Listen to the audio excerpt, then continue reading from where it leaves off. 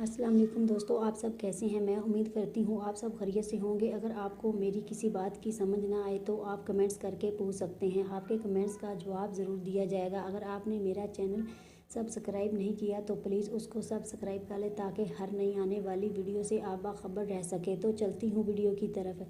سوال یہ پیدا ہوتا ہے کہ اپنی بیوی سے ہم بستری کیسے کی جائے؟ اپنی بیوی سے ہم بستری کرنے کا اسلامی طریقہ کیا ہے؟ کیا جو ہم بستری کا طریقہ اپنا رہے ہیں وہ اسلام میں جائز ہے کہ نہیں؟ میاں بیوی کے تعلق سے کچھ ایسے مسائل ہیں جن کا جاننا ضروری ہے، مگر وہ نہیں جانتے کیونکہ دینی کتابیں ہم پڑھتے نہیں اور عالم دین سے پوچھنے میں شرم آتی ہے۔ یاد رہے کہ شادی سے پہلے میاں بیوی اور اولاد کے حقوق کے مسائل سیکھنا فرض ہے۔ حضرت سیدنا جنید بغدادی رحمۃ اللہ علیہ فرماتے ہیں کہ انسان کو ہم بستری کی ایسی ہی ضرورت ہے جیسے غذا کی، کیونکہ بیوی کے طہارت کا سبب ہے۔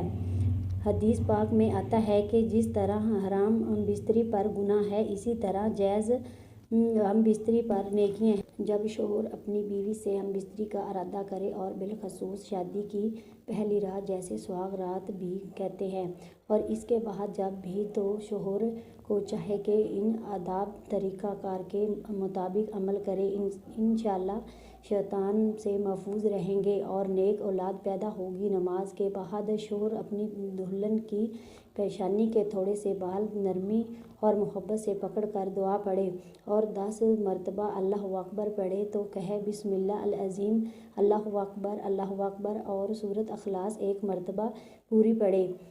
چند اہم مسائل اور اہم ٹپ: کمرے میں 0 پاور کے بلب کا اہتمام ضرور کریں، اور اگر کپڑے بالکل اتار کر ہم بستری کرنا ہے تو ایک بڑی چادر دوران ہم بستری اپنے اوپر اوڑھ لیں تاکہ پردہ پوشی ہو سکے۔ بالکل ننگے ہو کر ہم بستری کرنا گدھا گدھی کے طرح کہلائے گا، جو کہ شریعت کے نزدیک ناپسندیدہ عمل ہے۔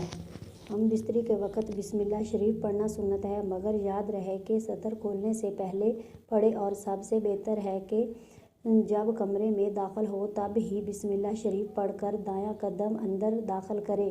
اگر ہمیشہ ایسا کرتا رہے گا تو شیطان کمرے سے باہر ہی ٹھہر جائے گا، ورنہ وہ بھی آپ کے ساتھ شریک ہوگا۔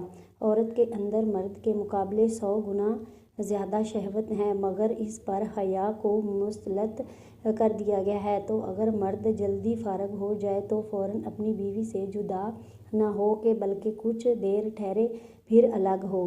ہم بستری کے وقت کسی اور کا تصور کرنا بھی زنا ہے اور سخت گناہ ہے۔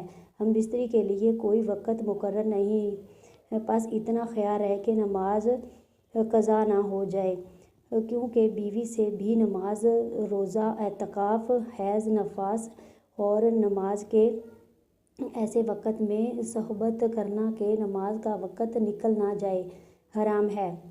مرد کا اپنی عورت کی چھاتی کو منہ لگانا جائز ہے، مگر اس طرح کہ دودھ حلق سے نیچے نہ اترے، یہ حرام ہے۔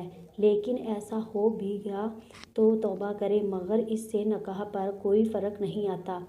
مرد و عورت کو ایک دوسرے کا ستر شرمگاہ دیکھنا چھونا جائز ہے، مگر حکم یہ ہے کہ شرمگاہ کی طرف نہ دیکھا جائے کہ اس سے حافظہ کا مرض ہوتا ہے اور نگاہ بھی کمزور ہو جاتی ہے۔ ہم بستری سے فراغت کے بعد مرد و عورتوں کو الگ الگ کپڑے سے اپنا ستر صاف کرنا چاہیے، کیونکہ دونوں کا ایک ہی کپڑا استعمال کرنا نفرت اور جدائی کا سبب ہے۔ آج کل جدید دور میں ٹیشو کا استعمال نہایت آسان و مفید ہے۔ گھر میں ایک پیکٹ ٹیشو کا ضرور رکھیں۔ ہم بستری سے انزوال ذہنی منی خارج ہونے کے بعد یا دوسری مرتبہ کرنا چاہتا ہے تب بھی شرمگاہ لازمی دھو لے، کچھ وقفہ دے کر، اور بہتر یہ ہے کہ وضو کر لے، ورنہ ہونے والے بچے کو بیماری کا خطرہ ہے۔ ہم بستری کے بعد لڑکے کی پیدائش کا ارادہ ہے تو عورت کو فوراً دائیں پہلو کروٹ لیٹنے کا حکم دیں کہ اگر نطفہ قرار پایا گیا تو انشاءاللہ لڑکا ہی ہوگا، اور اگر لڑکی کی پیدائش کا ارادہ ہے تو عورت کو بائیں پہلو کروٹ کا کہیں، اور عورت فوراً بائیں کروٹ لے اور کچھ دیر لیٹی رہے تو انشاءاللہ لڑکی پیدا ہوگی۔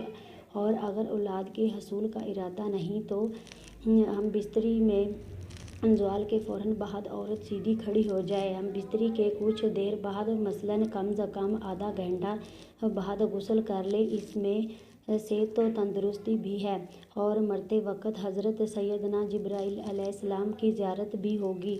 ہم بستری کے فوراً بعد پانی پینا صحت کے لیے مفید نہیں، لہٰذا کچھ وقفے کے بعد پانی پی سکتے ہیں۔ کہتے ہیں کہ ہفتے میں 2 بار سے زیادہ ہم بستری کرنا ہلاکت کا باعث ہے۔ شاعر کے بارے میں آتا ہے کہ وہ اپنی مادہ سے سال میں 1 مرتبہ ہی جمع کرتا ہے اور اس کے بعد اس پر اتنی کمزوری لاحق ہو جاتی ہے کہ اگلے 48 گھنٹے تک وہ چلنے پھرنے کے قابل بھی نہیں رہتا، اور 48 گھنٹے کے بعد جب وہ اٹھتا ہے تب بھی لڑکھاتا ہے۔